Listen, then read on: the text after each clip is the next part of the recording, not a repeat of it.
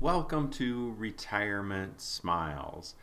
It's been a while since QuiltCon, and what a cool trip and cool interactions and seeing so many really creative people and the passion they bring. Took some time away to be with family, spring breaks, doing things and entertaining and just being together. One of our visits on spring break or school break was going to Arcosanti, and I hope you enjoy the journey. As you drive up and walk up to Arcosanti, the architecture grabs your eye right away, and there's so many unique things to look at. It's an easy drive from Phoenix, about an hour from the greater Phoenix area, taking Arcosanti Road. As you walk in, the beauty just jumps out at you in every way.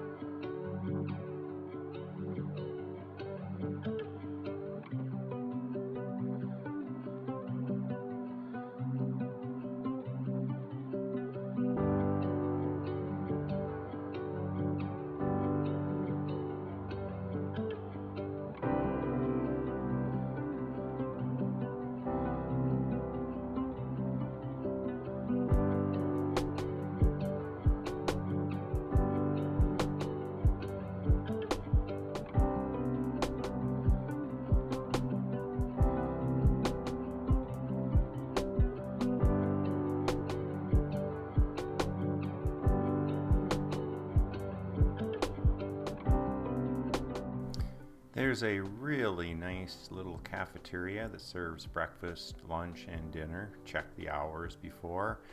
And a nice common area and place to eat and hang out during your visit.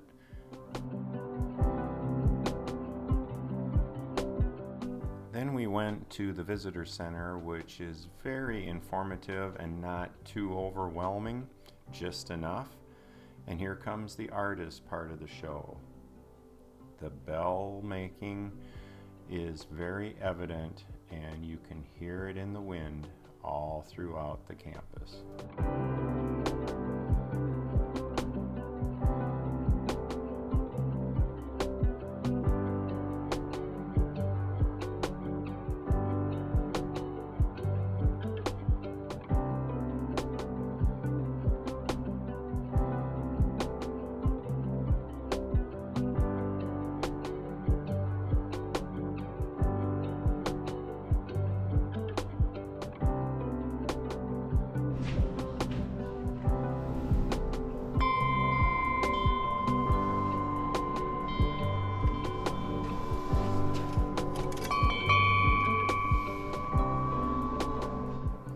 Finally, the visitor center had many items to sell, obviously what the artists were creating, and information literature. City of our college, Arcosanti was built on the provocative premise of a compact city designed not around roads and cars, but around people.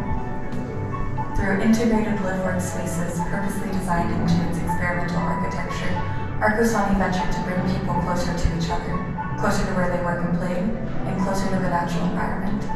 An ambitious premise at any time, but especially in 1970. The Arcosanti Foundation began building Arcosanti in 1970. It's an ambitious project envisioned as an experiment in living frugally and with a limited environmental footprint. During our tour, we got to see where tile making was done, the fire pottery, and of course, bell making experience. Our guide was fabulous. 2200 degrees. Once everything comes out of the kilns, they will also do the assembly back here. So every step, start to finish, is done all by hand and all in this studio. When they're done with the pieces, they go up to our gallery for sale, which is a large part of how we fund and sustain this whole project. Any questions on ceramics? Designed to amplify sound. So all of this we have covered up, turned into a stage. The benches can seat about 100 people. So we also use this for concerts and performances and things like that. And how this was built, the bottom levels are all poured into place. You can see they're partially sunk into the earth. And then the top of the apse was silt cast. They took this ceramic method and glued it way up. They built wooden scaffolding to the top of the doors, packed a gigantic amount of silt on top. These are all natural colors that they painted on, and then they poured the concrete slurry over that. Once the concrete set and cured, which took about a month, then they dug out the loose silt, leaving behind this hollow-shaped building. We went on our tour over President's Weekend, and it was one of the few days that it was actually cool and rained in Arizona this winter. As you walk and take many stairs, you can see there are so many levels, so many turns, so many buildings, much more than when you just walk up and see the front entrance.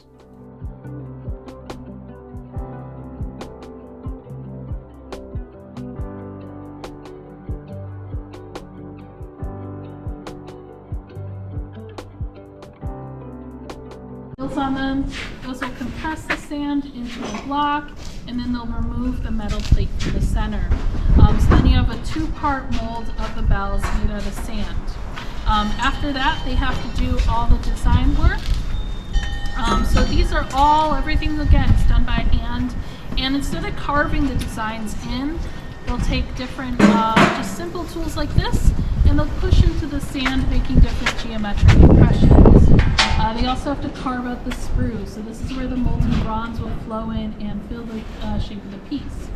And after that, they're ready to pour. So they'll lay these blocks in a line on the foundry floor.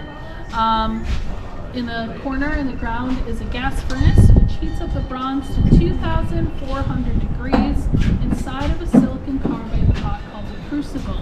And just to give you an idea of the weight, the crucible is 20 pounds, the shanks are 20. It's 100 pounds of bronze each pour. So that's at least 140 pounds that they have to lift up by hand and pour into the molds. And they only have a few minutes to do that, so it takes a lot of strength and a lot of focus. Typically they'll pour 3 times a day, Mondays, Tuesdays, Thursdays, Fridays. After they're done with the pour, everything will cool down for about an hour, and then they do what's called breakout. They take these sand blocks, bust them on the ground, and then fish out the pieces of bronze. When the bronze comes out, it looks like this. The sprue will get cut off, it can get melted and used for another pour. The sand can get sifted and used over and over again. On the sides here, these are stations to polish, grind, and drill all the parts. And when they've done that, they can do assembly.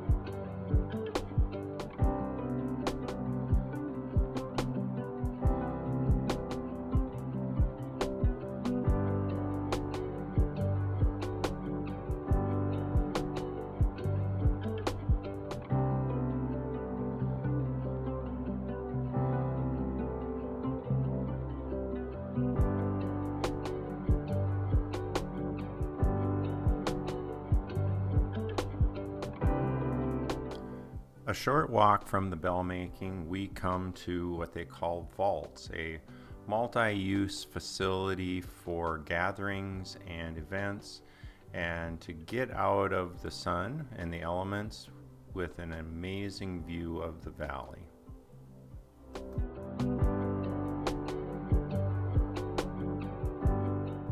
Next was the amphitheater for presentations, concerts, all sorts of gatherings. This was quite a place.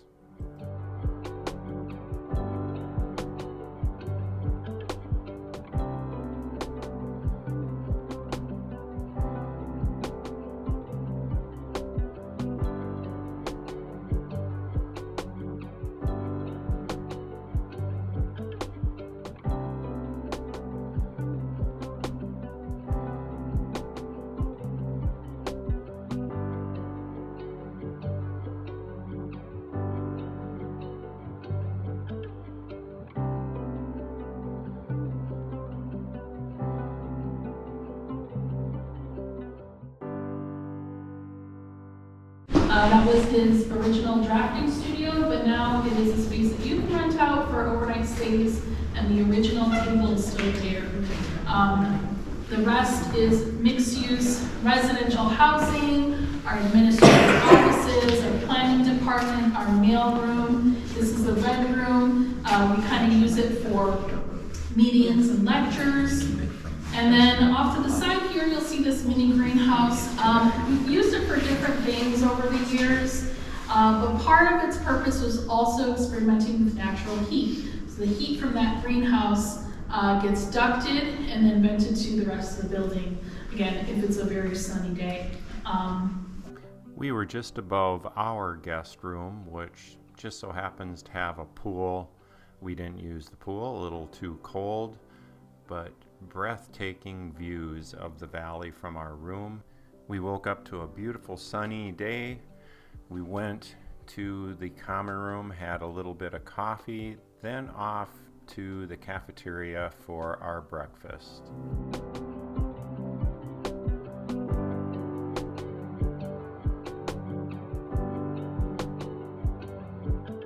After breakfast, we packed up and went on a short hike where we could look back and see the architecture from just down the valley.